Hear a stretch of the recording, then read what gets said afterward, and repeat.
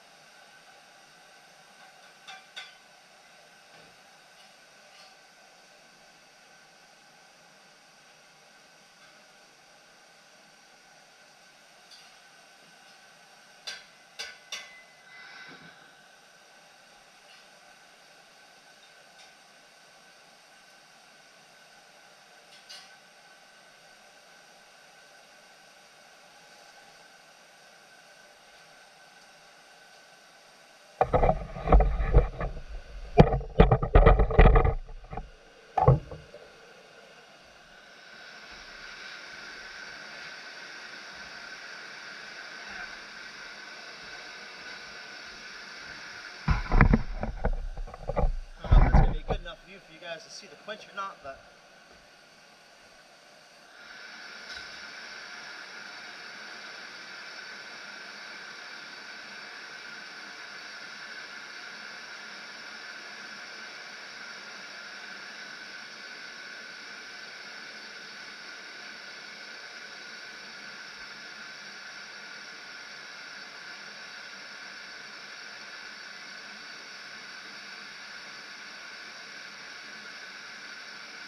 the way we're going to do this is we're going to let it wick from the spine up, because I already thinned the blade.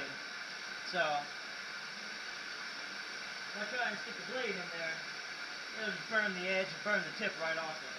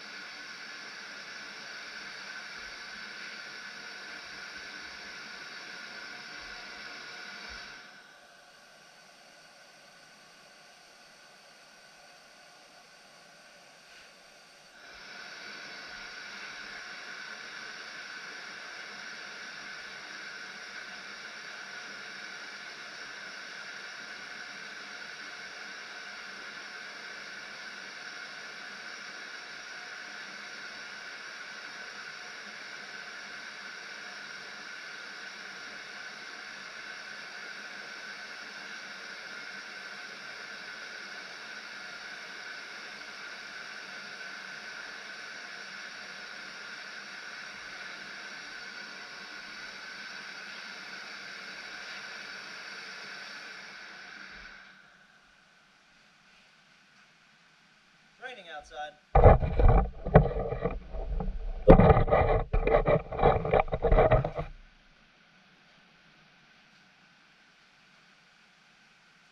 That's that. Now let's go ahead and clean it up a little. Nothing special. As I keep saying that, I just keep doing it better and better. It wasn't even supposed to be this nice. I was just going to leave it rough with the scale on it.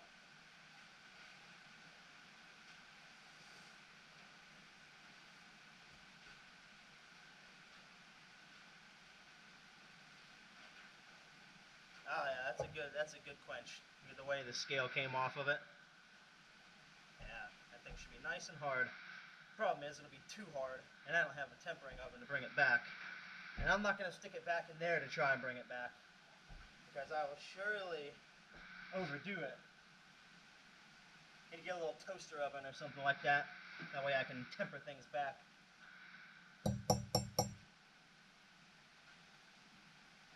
For the giggles of it, let us take the Rockwell files, and we'll just see what it looks like.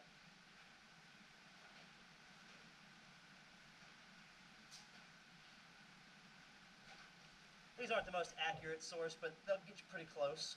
You can get them on Amazon. They're cheap set. They're affordable for what they are, but, you know, what should we start at? Yeah, I was thinking the same thing. Let's go for 50 and see.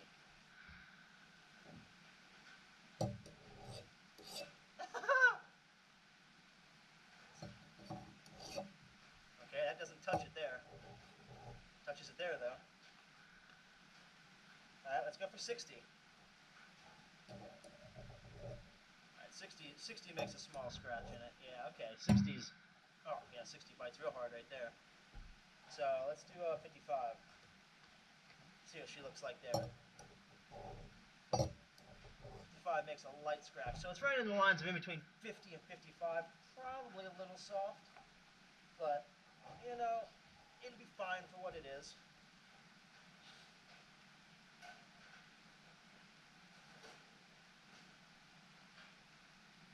It's not like this is a knife that I'm selling. It's not a knife that's going to get abused or used too hard because of what it is.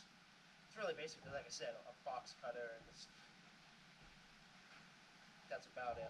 That's all I really had plans on doing with it was cutting certain things. You know, nothing special. Not going too hard with it, not going too crazy with it, just opening packages or whatever the case may be. Guess what I realized I forgot though? Got to take a file to this, clean this up a little bit. Couldn't get it in there on the belt sander because the little belt sander is too small. I am in the middle of making an attachment to come off of this, which will mount into this point down here, to an arm, to a spindle, put a bearing in it, and a roller wheel in the front. A slack belt, basically. That way I can do certain openings and get better radiuses on certain things, because a slack belt helps. When you push down on it, it contours, you know, around the blade, around whatever you may put in there, and it'll give you a radius, a convex in it, however you want to consider that. It's where, you know, obviously something like this, with the hard planer behind it, you get a flat point. So, that's my next thing I'm going to be making. I've already started machining some of the parts.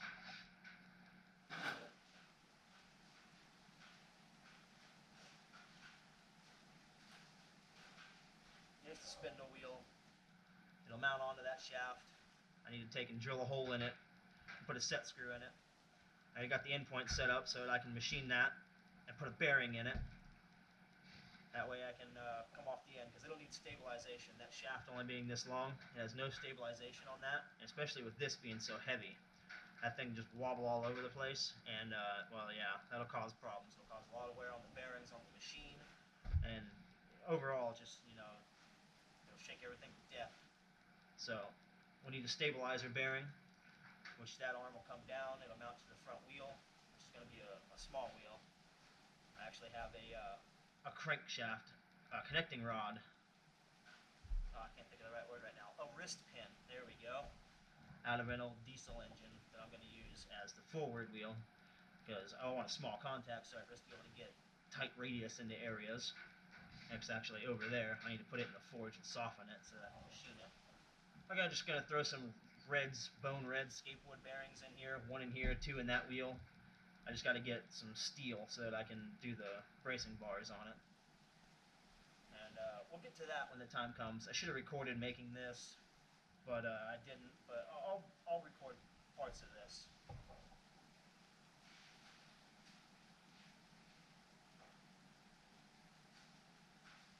For now,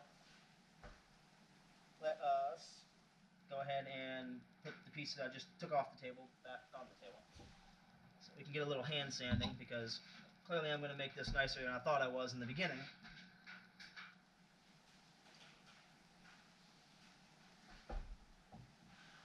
My worst enemy, hand sanding. Yay. I know I've mentioned it in my other videos, but man, I really hate hand sanding.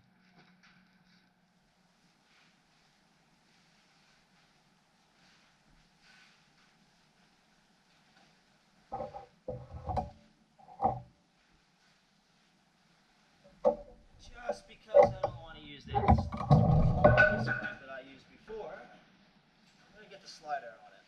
I prefer these clamps anyway. They're just so much easier. Put it on, slide it up, grab the handle, give it a couple of cranks, and you're done. 1,500 pounds of holding force. To where, you know, these stupid little C clamps, you just got to sit here and turn it, and turn it, and turn it, and turn it. I have them all over the shop. I don't use them. I'd rather go to Harbor Freight and buy a couple of these clamps all day long versus using these C clamps. But they were given to me, but kind of purchased, and some were given to me. That's all I get. And yeah, well, that's the main reason I have them. If it wasn't for that, I wouldn't even have them, because I do not like them. I hate them.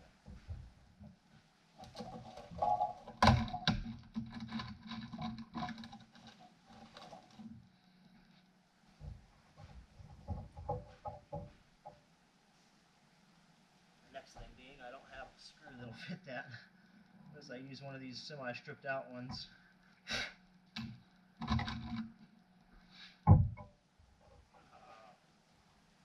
You can use one of these, but that's going to bury itself straight through that, and it's not going to have any threads.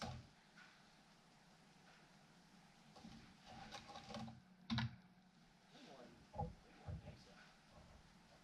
Yeah, the green one will still be in the threads. Oh, but that's a Torx head, and my bits are inside the house, I believe. Not out here. Let's go look up front.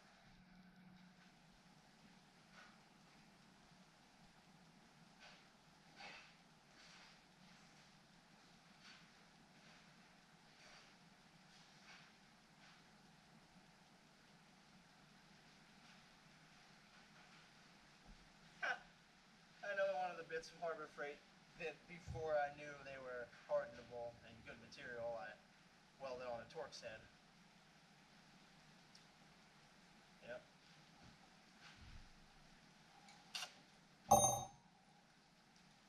Again, I needed a longer bit, so I sacrificed one before I knew they were good material.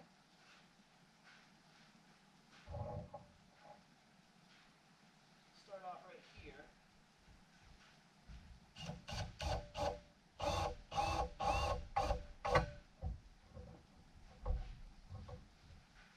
Awesome. Now my favorite thing in the whole world. Yay! I love hand sanding. Yay! Oh, no.